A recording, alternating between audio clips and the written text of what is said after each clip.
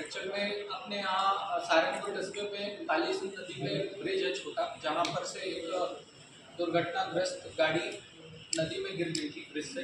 सुबह के तकरीबन 7-7:30 बजे वो गाड़ी के पहिए हमें दिखे।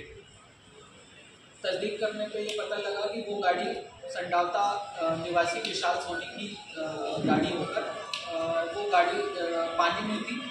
चूँकि जब और आगे तस्दीक की गई और वह जो गाड़ी का मालिक था विशाल सोनी, वो स्वतः उस गाड़ी को चला रहा था और ऐसे कयास लगाए गए कि विशाल सोनी गाड़ी के साथ नदी में गिर गया और शायद डूब करके उनका देहांत हो चुका है या फिर कुछ घटना उनके साथ हो गई है।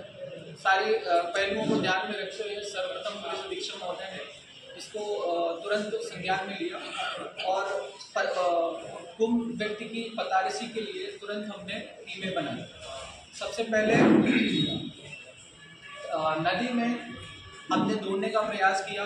हो सकता है कि उनका जो शरीर है, शव है, वो नदी में मिले, पर कई दिनों के बाद हमें 1 दिन 2 दिन कई बार हमने प्रयास किया। आगे कपिलेश्वर से आगे ब्यावरा मांडू टीकरी और आगे हमने पूरा कुंडालिया डैम तक उसको सर्च करने का प्रयास किया।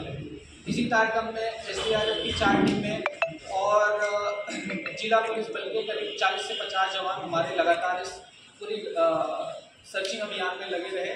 साथ ही साथ कलेक्टर महोदय के निर्देशन में हमारे जितने भी रेवेन्यू के अधिकारी हैं, SDM साहब, तहसीलदार साहब और जो CEO हैं और उनकी जो टीम थी, वो भी अपने अपने संबंधित गांवों में उनको ढूंढते रहे। लेकिन हमें थोड़ा सा डाउट था कि शायद हो सकता है ऐसा कि घटना में कोई और भी एंगल हो। इसी तारतम्य में पुलिस अधीक्षक महोदय ने निर्देशित किया था कि हम इसके दूसरे पहलुओं पर भी लगातार जांच करते रहें और हमारी एक पैरेलल टीम थाना प्रभारी आकांक्षा के निर्देशन में अमित त्यागी और उनकी टीम के द्वारा हम लगातार उसको मॉनिटर कर रहे थे, उनकी कॉल पैटर्न्स को, उनकी लोकेशंस को, उनके फोन के डिटेल्स को, और हमारी पैरेलल जांच चल रही थी। मीनवाइल हमने संडावता गांव में कुछ अपने मुद्दे लगाए और उनके द्वारा हमने कुछ गतिविधियों को नोटिस करने का प्रयास किया। कुछ हमें संदिग्ध गतिविधियां उनके परिवार के कुछ लोगों की समझ में आई, जिनके माध्यम से हमें समझ आया कि हो सकता है इसमें जो रियल एंगल है ये ना होकर कुछ और इसमें घटनाक्रम हो सकता है। जब हमने जो गुमशुदा बालक जो लड़का है विशाल सोनी, उसके घर वाले, उसके फादर और उसके दोनों भाई शुभम और कान्हा, उन तीनों को बुलाकर विस्तृत स्टेटमेंट लिए और उनका एक ऑन रिकॉर्ड लिया उनको, तो हमें उसमें कुछ डिस्क्रिपेंसी नज़र आई और उस स्टेटमेंट के आधार पे हमने आगे यह एश्योर किया कि ये घटना कुछ और ही हो सकती है। फिर हमने इनके कॉल डिटेल्स को और सारे सहारनपुर के आसपास के कैमरे को बदलकर यह इंश्योर किया कि बॉडी नदी में नहीं है। तो हमने नदी में जो सर्चिंग अभियान है उसको थोड़ा स्लो करके हमने उसको बाहर ढूंढने का प्रयास किया। इसी कारण में अपने कुछ और अहम क्लू मिले, हमने थोड़ा दबाव बनाया परिवार के लोगों पे भी कि शायद उनको कुछ जानकारी हो या कुछ और अन्य जानकारी हमें दे सकते हैं। ऐसे में फिर हमें ये जानकारी मिली कि जो गुमशुदा था विशाल सोनी, ये महाराष्ट्र के पर्दापुर थाने में जाके इसने सरेंडर किया और इसको वहाँ पे इसने अपना पूरा पता और अपना पूरा नंबर, अपने फादर का नंबर और थाने का अमित त्यागी के नंबर से इन्होंने वहाँ पे संबंधित अधिकारियों से बात कराई।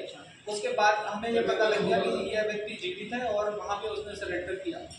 जब यहाँ से हमने अमित त्यागी और उनकी टीम को रवाना किया उस बालक को दस्तयाब करने हेतु, तो उसके द्वारा पहले तो यह कहानी बताई गई कि मुझे किसी ने किडनैप कर लिया था और कुछ कोई मुझे लेकर आ गया था, मुझे इसके बारे में आइडिया नहीं है। पर जब हिकमत अमली से उससे और सख्ती से पूछताछ की गई, उसने यह एक्सेप्ट करना बताया कि यह जो लड़का है विशाल सोनी, यह ट्रांसपोर्टेशन का बिजनेस करता है। इसके कुल 6 ट्रक हैं और 2 पैसेंजर व्हीकल है जो ये टैक्सी में चलाता है। इसके ऊपर इन टोटल 1.4 CR का इसने फाइनेंस कर रखा है अलग अलग बैंकों से, और उसका लगभग 1 करोड़ से ज़्यादा का जो किस्तें अभी बची हुई है जिसके कारण वो थोड़ा दबाव में था, और चूंकि उसका बिजनेस अभी अच्छा नहीं चल रहा था, इस वजह से वो थोड़ा सा घबरा गया था। और उसका कहना है कि मैं इससे घबरा के मैंने फिर ये पूरी स्टोरी प्लान करी। मैं संडावदा से आया सहारनपुर ढाबे पे।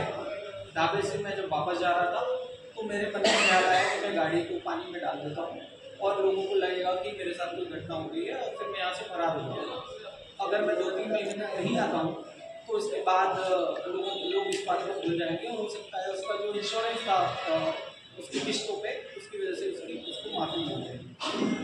तो ओवरऑल ये घटना रही थी। इस पूरे घटनाक्रम में हमारे कलेक्टर महोदय और एसपी महोदय ने बहुत गंभीरता से इसको लिया, और जो भी हर संभव प्रयास कर सकते थे उन्होंने हमारा किया, और उसी के चलते आज हम लोग गुमशुदगी वाले व्यक्ति विशाल को गिरफ्तार करने में सक्षम हैं।